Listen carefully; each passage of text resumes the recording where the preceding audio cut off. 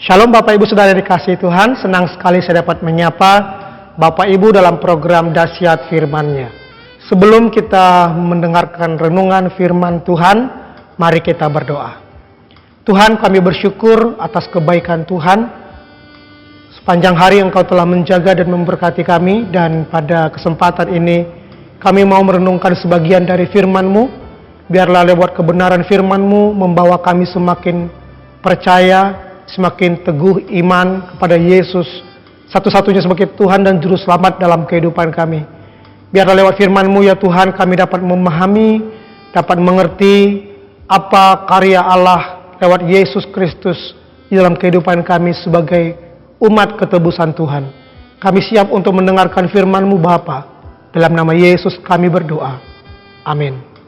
Bapak Ibu Saudara yang kasih Tuhan, pada kesempatan kali ini saya mau berbicara tentang hidup di dalam Kristus Yesus, yang saya ambil dari Efesus pasal 1 ayat 3 sampai ayatnya yang ke-14.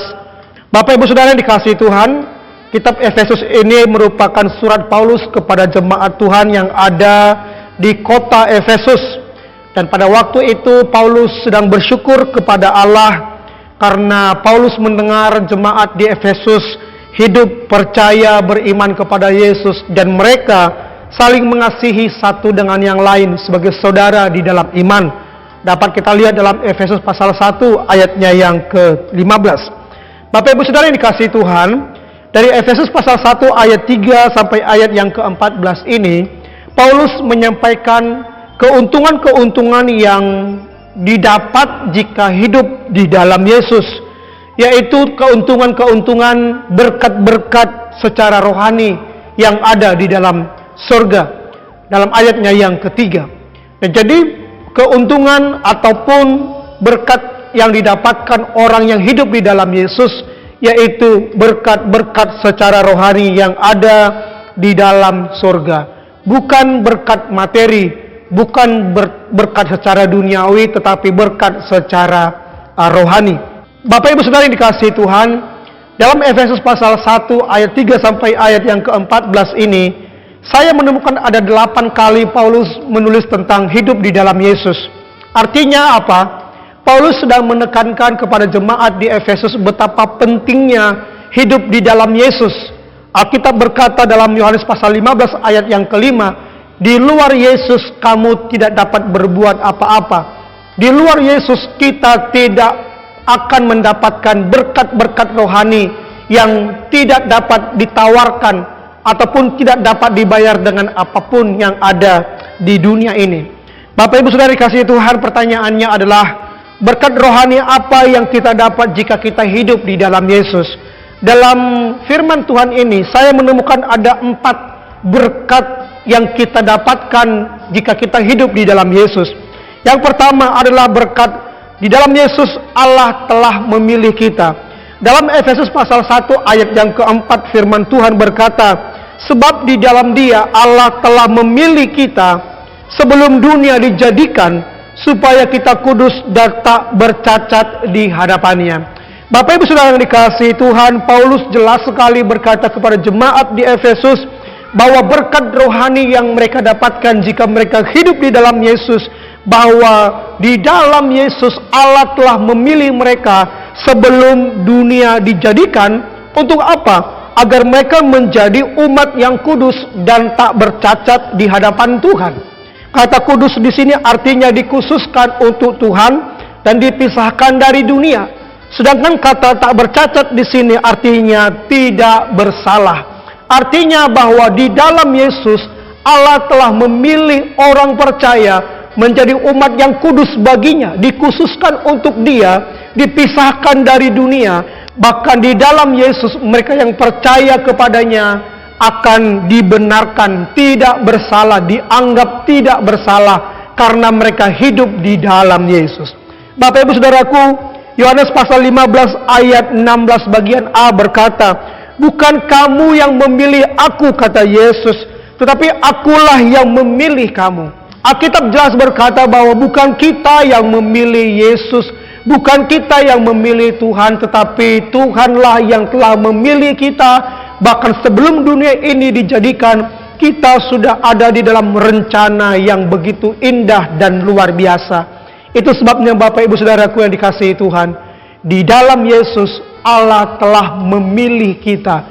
Tuhan memilih kita bukan karena seberapa hebatnya kita di dalam melayani, bukan seberapa banyak harta yang kita dapatkan, bukan seberapa tingginya jabatan kita, bukan seberapa banyaknya gelar yang kita dapatkan. Tetapi Allah telah memilih kita sebelum dunia dijadikan, karena kita hidup di dalam Yesus Kristus.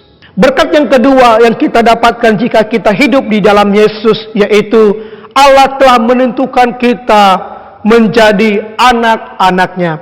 Efesus pasal 1 ayat 5 berkata, dalam kasih Ia telah menentukan kita dari semula oleh Yesus Kristus untuk menjadi anak-anaknya sesuai dengan kerelaan kehendaknya. Nah, Bapak Ibu Saudara yang dikasihi Tuhan, berkat yang kedua yang Paulus sampaikan jika kita hidup di dalam Yesus, yaitu kita telah ditetapkan, kita telah ditentukan menjadi anak-anaknya. Dalam terjemahan lain berkata, kita ditentukan menjadi anak adopsi dari Tuhan. Bapak Ibu Saudara yang dikasihi Tuhan, satu hal yang begitu luar biasa. Tuhan mengadopsi kita. Allah mengambil kita sesuai dengan kerelaannya, tanpa paksaan, tanpa unsur apapun, tetapi karena kerelaan kehendaknya, Dia mengangkat kita, Dia mengadopsi kita menjadi anak-anaknya. Bapak Ibu Saudaraku yang dikasihi Tuhan, jika presiden mengadopsi kita menjadi anaknya, sesuatu hal yang begitu luar biasa membanggakan. Jika ada orang kaya mengadopsi kita menjadi anaknya, wah, suatu hal kebanggaan yang luar biasa. Tetapi ada kabar baik yang paling berharga, yaitu ketika Allah semesta alam, Tuhan di dalam Yesus Kristus mengadopsi kita, memilih kita, menetapkan kita sesuai dengan kehendaknya. Dia jadikan kita menjadi anak-anaknya. Inilah sesuatu hal yang membanggakan bagi kita, satu hal yang begitu menjadi satu kebanggaan bagi kita, karena Allah telah memilih kita, mengadopsi kita menjadi anak-anaknya, bukan karena kita layak, bukan karena kita sepantasnya, bukan karena kita hebat, tapi semata-mata karena Kristus Yesus Tuhan dan Juru Selamat kita yang telah berkorban mati di kayu salib, sehingga Allah mengadopsi kita, menentukan kita, memilih kita, bahkan Dia telah menetapkan kita menjadi anak-anaknya. Nah, hal yang ketiga yang kita dapatkan jika kita hidup di dalam Yesus, yaitu kita beroleh penebusan dosa. Dalam ayat yang ketujuh berkata, sebab di dalam Dia kita beroleh penebusan melalui darahnya, yaitu pengampunan atas pelanggaran menurut kekayaan anugerahnya. Bapak Ibu Saudara yang dikasihi Tuhan, Paulus berkata kepada jemaat di Efesus bahwa mereka yang hidup di dalam Yesus bukan hanya dipilih, bukan hanya ditetapkan, tetapi mereka telah beroleh penebusan dari pelanggaran-pelanggaran mereka, dari segala pelanggaran-pelanggaran mereka telah ditebus, telah dibayar lunas oleh Yesus Kristus, oleh darahnya yang mahal, menurut kekayaan anugerahnya. Bapak Ibu Saudara yang dikasihi Tuhan, 1 Petrus pasal 1 ayat 18 sampai 19 berkata, sebab kamu tahu bahwa kamu telah ditebus dari cara hidupmu yang sia-sia, yang kamu warisi dari nenek moyangmu itu, bukan dengan barang fana, bukan pula dengan perak atau emas, melainkan dengan darah yang mahal, yaitu darah Yesus, yang sama seperti darah anak domba yang tak bernoda dan tak bercacat. Bapak Ibu Saudara yang dikasihi Tuhan, dosa kita telah ditebus, pelanggaran-pelanggaran kita diampuni, bukan karena usaha kita, bukan karena kebaikan kita, bukan karena kesalehan kita, tapi semata-mata karena pengorbanan Yesus, karena darahnya yang mahal. Dia telah berkorban di kayu salib, mati bagi kita, agar kita beroleh penebusan. Dosa-dosa kita diampuni, pelanggaran-pelanggaran kita dimaafkan, karena karya perbuatan Yesus yang telah mati di kayu salib. Tapi pada hari yang ketiga Dia bangkit dari kematian dan naik ke sorga. Dan kelak Dia akan datang kembali untuk menjemput kita.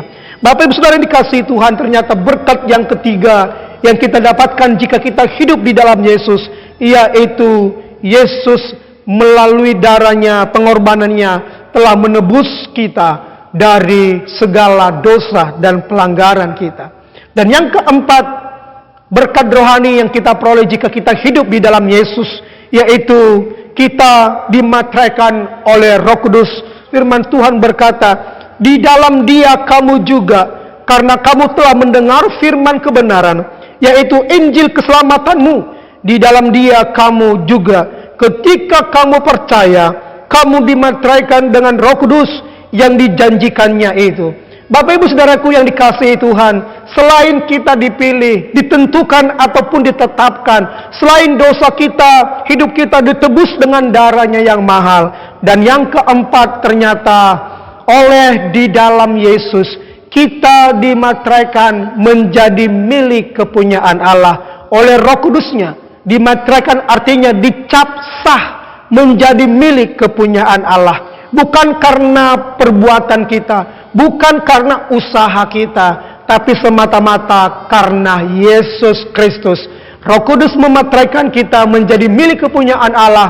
Dan tidak ada satupun hal kekuatan di dunia ini, bahkan alam maut sekalipun, yang dapat memisahkan kita dari Tuhan. Bapak Ibu Saudaraku yang dikasihi Tuhan, suatu anugerah yang begitu luar biasa. Betapa kita beruntung menjadi anak-anak Tuhan yang hidup di dalam Yesus.